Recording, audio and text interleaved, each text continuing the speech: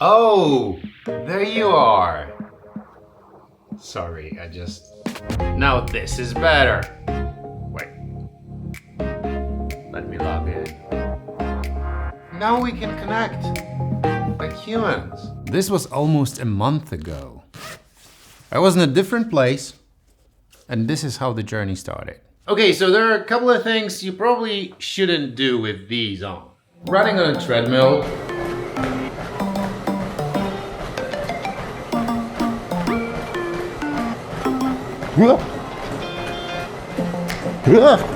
It's probably not the best idea, and you probably shouldn't be looking to the side while running.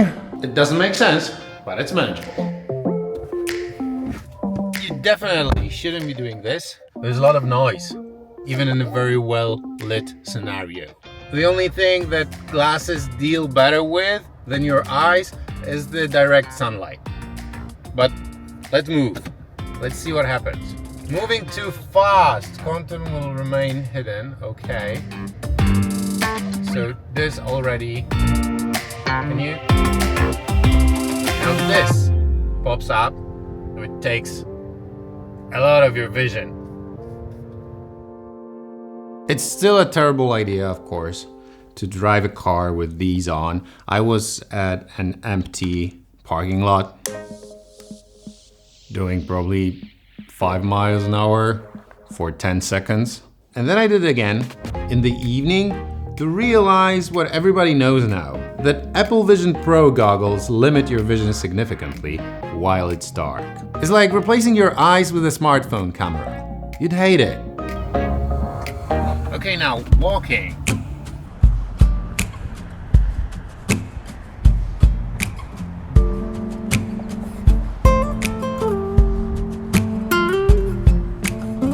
And I got the calendar back there.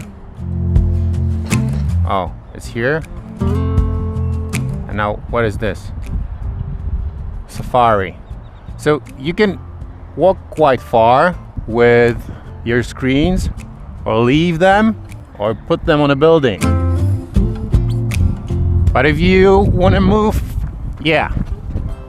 I started running, and now I'm moving too fast, and all my screens are gone. And now they are back. So if you want to walk, I guess it's okay. I'm just wondering, oh, it's back here. How far do I have to walk to lose track of these? They're kind of still there, but not very usable at this point.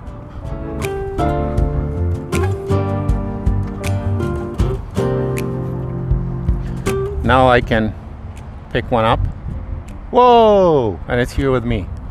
And now I can travel with it.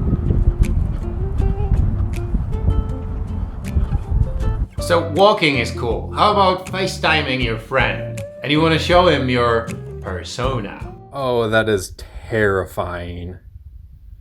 That is just absolutely terrifying, and I dislike it with every fiber of my being. Could you elaborate on that? It looks like a Sims model, but with more detail. And also it's like fuzzy, like I'm on morphine, and just like the edges of my vision are blurry. What do you think of this as future? Terrible. You've probably noticed by now, if this is your first video on this channel, that English is not my first language, and I'm not from here, from the US. I'm from a country that's called by some the Ohio of Europe. And I specifically went to Ohio for a month, and I loved it there. I loved Cincinnati.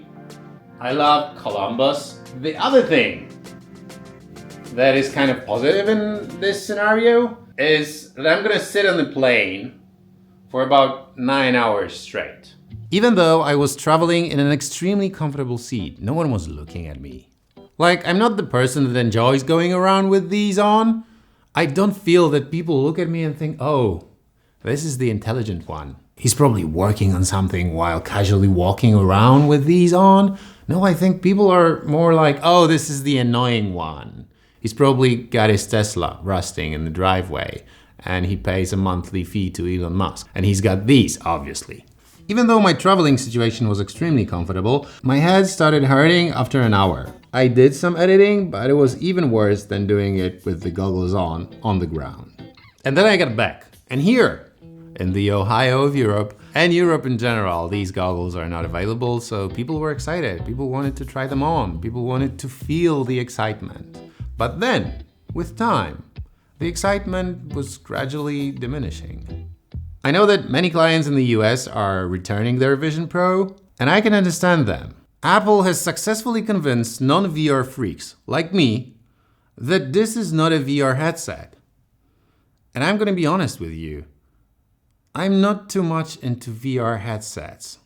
But I've briefly tried my friend's MetaQuest 3, and they feel similar.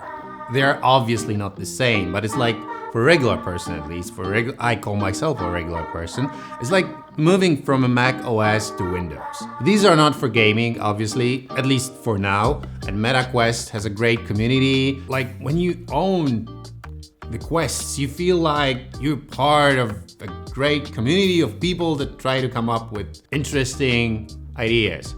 And with these on, I feel like I'm a part of a community of bozos. I know that some people might feel hurt, but these are my feelings. You can feel great in these. I mean, you look definitely better in these than in MetaQuest 3, 2, 1, whatever. MetaQuest is uglier. And this is not a thing we're gonna debate. They just are. These look nicer. And probably more artisty, if an artist is wealthy, of course. I've seen an artist using these to put their sketches on the wall, and it looks kind of impressive, I guess. But I'm not an artist, you see. Initially, I just wanted to duplicate my MacBook screen. And then I've learned that it's not possible, that you can get only one screen after you connect to your MacBook. But I thought to myself, okay, but this is gonna be a big screen. And also, I should be able to work on my Mac with my hands gestures. It feels better. Come on, I'm not looking at this thing, I'm looking at this thing. You have to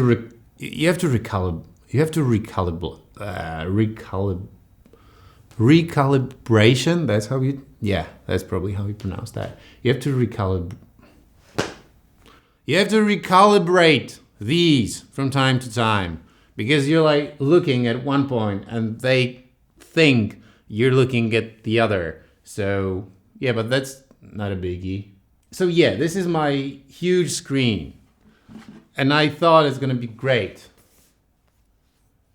But I still feel better editing on my laptop with a small external screen. Maybe I'm gonna get used to it. Probably I'm not gonna get used to it. Also, can you see this? Like,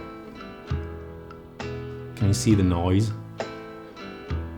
This is typical Polish weather.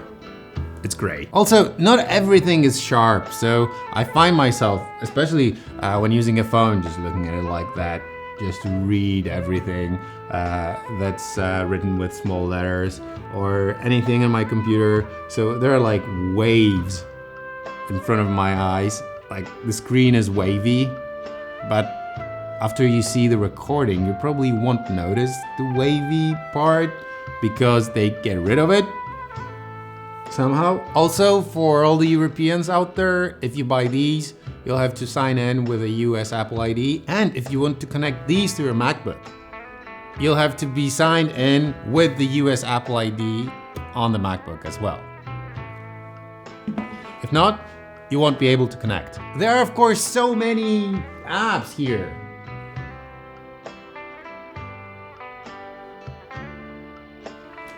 Actually, there are not that many apps that you would find interesting after 3 weeks of trying these. This is all cool and stuff, but I thought I won't feel them on my face for some reason.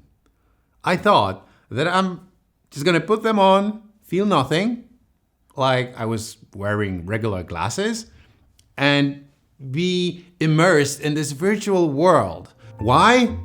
Ask the Apple's marketing department people. I don't know how they managed to do this. Maybe I'm a sheep, and maybe as a sheep, I should wear these.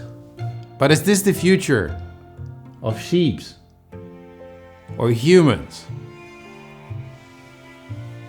For now, I don't think so.